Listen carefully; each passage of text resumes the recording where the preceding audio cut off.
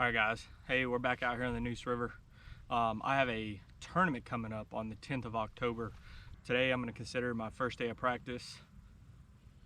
Let's get out there in the water. So on practice day one, I decided to try out new waters that I've never fished before in the Neuse River.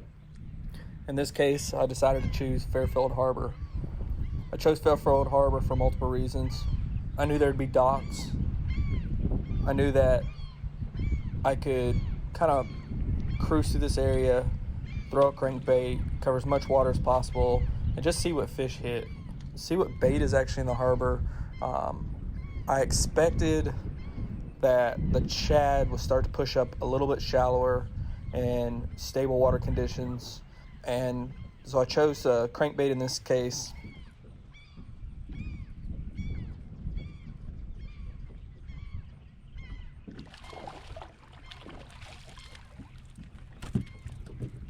So in this case, I caught a redfish. Wasn't the species I was looking for, but it was a nice start to the day.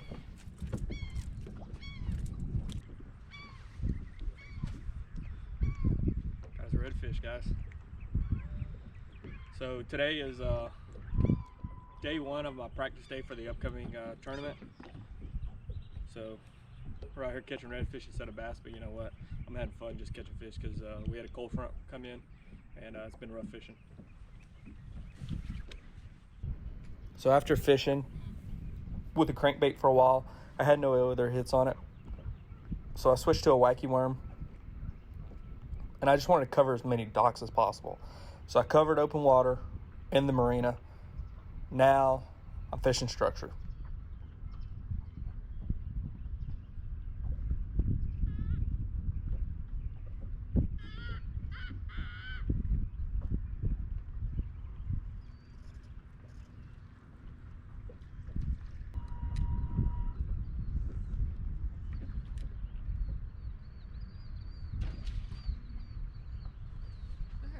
So I heard the splash to my right side, and I knew right away what I should do is throw that Wacky worm over there and see if that fish was in fact a bass, would it hit the Wacky worm?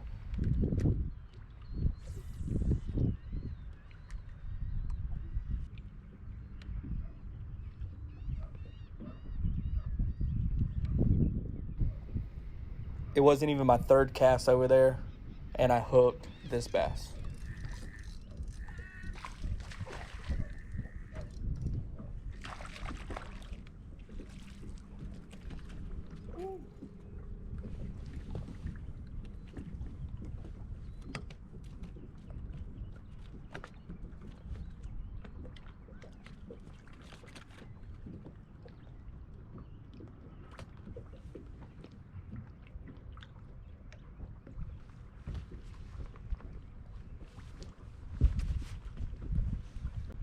All right, guys, so what I'm doing is I'm taking a Wacky worm and I'm just flipping it underneath docks. They want a very slow presentation. I've actually had another fish hit it. I wasn't able to set up on it, but we got this bad boy. We're gonna put him in the live well and see what we can get today.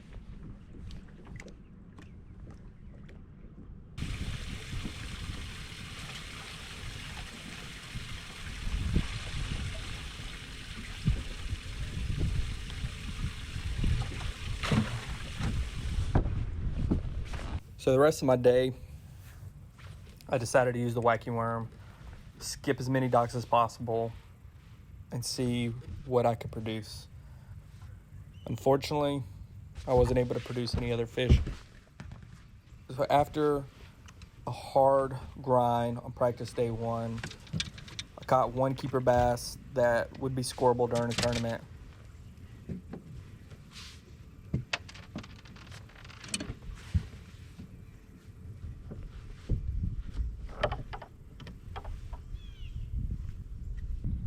So here we are on practice day two. I went to a part of the Neuse River that has a steep drop off with lily pads.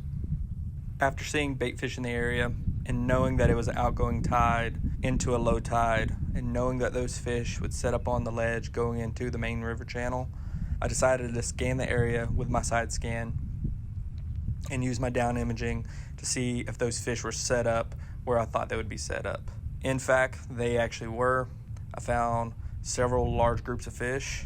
After trying multiple ways to fish this area, including topwater, I was not very productive until I pulled up to where the river starts to bend and there is a point where these lily pads poke out.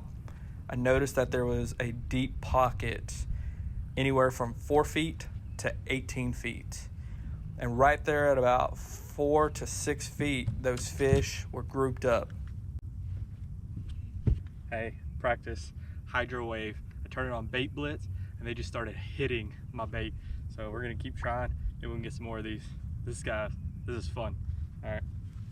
Unfortunately, guys, after we kept this fish, I fished this location for about another 30 minutes in that same hole that those fish were grouped up. I kept throwing a drop shot and also threw a Texas rig. No luck. I decided to move locations back to where we fished on practice day 1, Fairfield Harbor. So it's about a 15-20 minute run. My plan is get down here to the harbor, start fishing the inlet, and I want to hit as many docks as possible with the Wacky rig.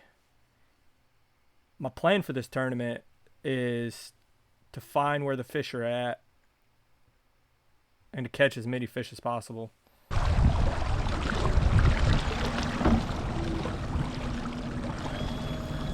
So I pull up to my first fishing spot, which is the inlet to Fairfield Harbor.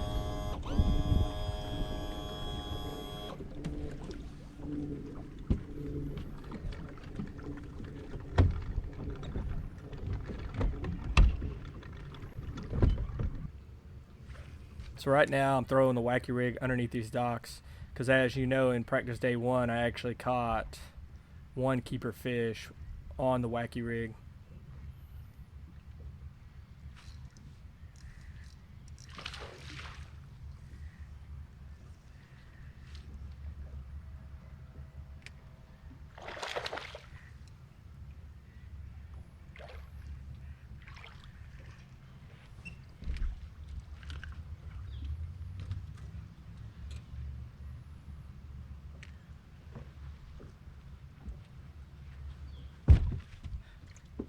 Boom.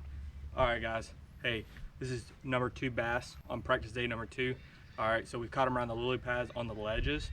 The current is down. The tide is down. All right. Caught our second bass of the day. I think it's still going to be short of the 14 inches. We can keep 2 that are under 14 inches. Other than that, the rest 3 have to be good. But guess what, guys? We got 2. So practice day 2 so far, I'm doing well. I've caught 2 keepers. Got 2 keepers in the live well. Guys, at the end of this video, I will be throwing these fish back, so I'm not keeping these fish. On my immediate cast again, I throw up underneath this dock, and I catch a second fish on the Wacky rig.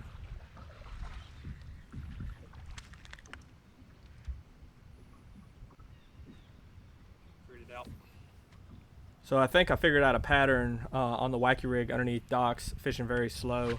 I do want to cover a little bit of water and I don't want to overfish this area, so I switched to a Texas rig. I move a couple docks into the harbor, make multiple casts underneath this dock.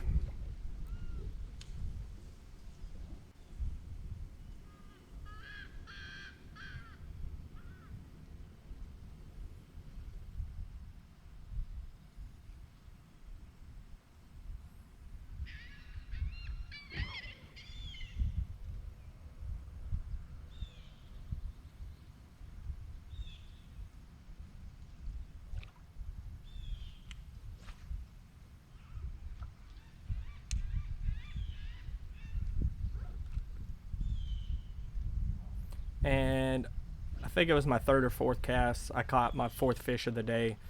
I'm definitely on a pattern. I'm going to see if I can repeat this pattern the rest of the day. But like I said earlier, I don't want to overfish this area. So after I catch this fish, I move farther into the harbor to see if those fish are pushed up in there. Guys, we have figured out a pattern, if we have ever figured out a pattern. They are hanging out around docks, all right? and about maybe a foot, 2 foot of water. They want it slowed. I've caught them on Texas rig, 2 of them, and I've caught them on 2 on Wacky rigs. Guys, tomorrow we're gonna have an awesome tournament. Guys, I know these aren't huge fish that I'm catching, but for me, if I can even catch a 5-fish limit or even catch 1 scoreable bass during a tournament, I'll be happy. Hey guys, got a really good practice tomorrow. I think I know what we're gonna do. And like I said, not a big coal, but for me, I enjoyed it. All right, so we're here on tournament day. We have, I believe, 14 boats in this tournament. They just called my number. I'm number 4, so I'm actually going to travel downriver back to that location where the lily pads and had the fish grouped up, and I'm going to try to fish this area very slow. My plan is since it's early in the morning, the topwater bite should be there, so I plan on going down there, throwing a buzz bait, throwing a topwater popper, and see what fish I can catch.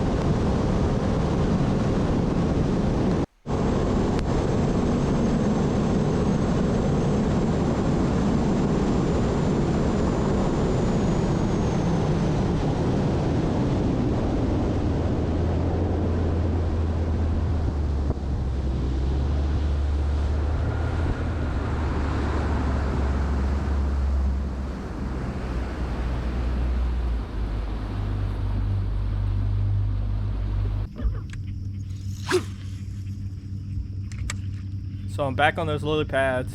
Right now I'm throwing the buzz bait.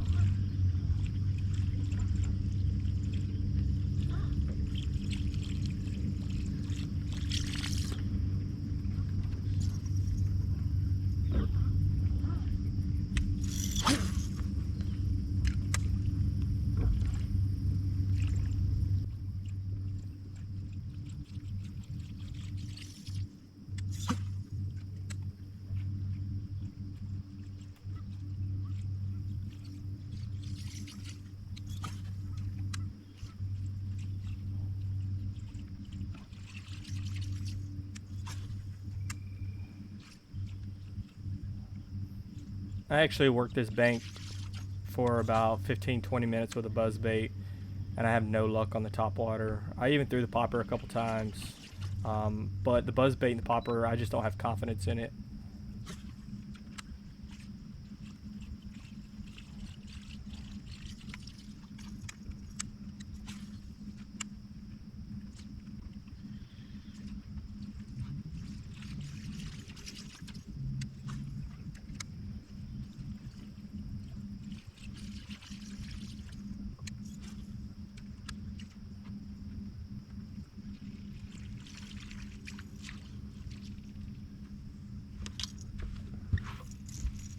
So I quickly switched to a Wacky rig because behind my boat there's actually like flooded cypress, and I'm just wanting to know if those fish are hugged tight to the cover. So I throw this Wacky rig back there.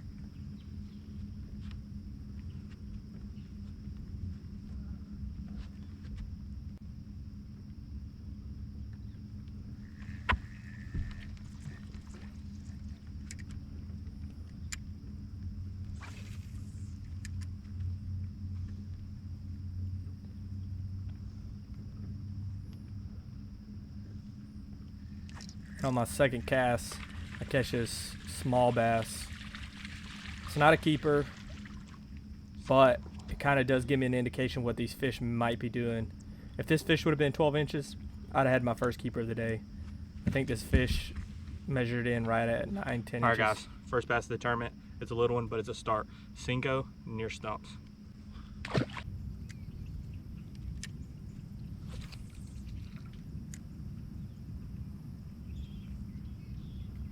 So what I decided to do is throw the wacky worm, headed back down the river towards that spot where I found those fish grouped up. What I wanted to do is, since it's low tide, I wanted to work the outside of these lily pad patches and see if there's any fish that are hanging out to the outside while the current's blowing through.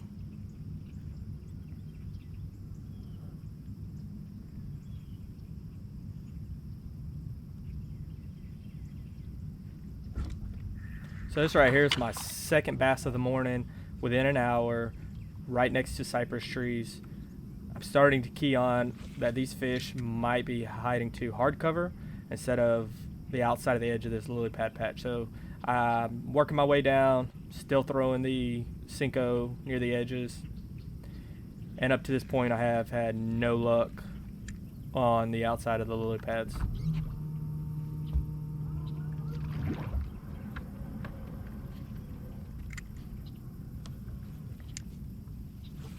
And guys, you know, I'm fairly new to bass fishing. Every time I go out, it's a learning lesson for me. What I want to do is I just need as much practice as possible. I need as much tournament experience as possible. It's really easy to kind of get caught up and think, hey, you know, I need to catch a big bag. I need to win this tournament. In fact, what you need to do is you need to learn, and you need to take everything in, figure out what those fish are keying on that day, because on day one of practice and then day two of practice, which were a week apart, I had zero luck. I actually go back down to that same patch where I caught the first fish on practice day number 2 with zero luck, and what I had to do is push to the other side of the bank, fish a little bit deeper water, and see if the fish are still keying on flooded cypress trees or flooded timber or hard structure. And they actually are, because I catch my third fish of the day, which again, it's not a keeper, it's a small one, but that should have been an indication. Light bulb should have went off and said, hey, keep fishing this way, you'll catch a bigger fish. So I keep fishing for a little while. All right, guys, hey, we're catching bass on the wacky worm near stumps and stuff, just like we did the first one, but these bass are small, so man, and they're cold too, so we're just gonna keep trying, guys. So this is actually later in the day. This is 2.5 hours later. I actually go down to that Fairfield Harbor again. I had no luck underneath the docks. I didn't have the wind in my favor. I didn't have the tide in my favor. The tide was supposed to be pushing in, but since the wind was keeping the tide out, it was very slack water. So what I decided to do is push back up to this same bank that I was fishing earlier in the morning, and I just caught my 4th fish of the day. Again, guys, it's another small one, but if I felt like if I would have been fishing this all day, probably would have caught 1 or 2 keepers, but unfortunately I didn't stick to my instinct. Guys, I'm tired of catching small ones. That's my 3rd small one today. I thought I would go down to the harbor, catch 1 or 2 keepers for the tournament, or even possibly catch a full bag. And they would have been small, you know, 1.5 pounders, 2.5 pounders, but I would have been able to weigh in some fish. So I'm kind of doing a last ditch effort. I'm throwing a Texas rig with a big Mondo worm, and I end up only catching that last fish that you've seen on it. And now it's the end of the tournament. I'm having to pack up so I can make it back to weigh in. I have no fish to weigh in, but I actually want to see what the other anglers caught. I want to ask them, you know, what techniques did they use, and compare, you know, the mistakes or non-mistakes that I did.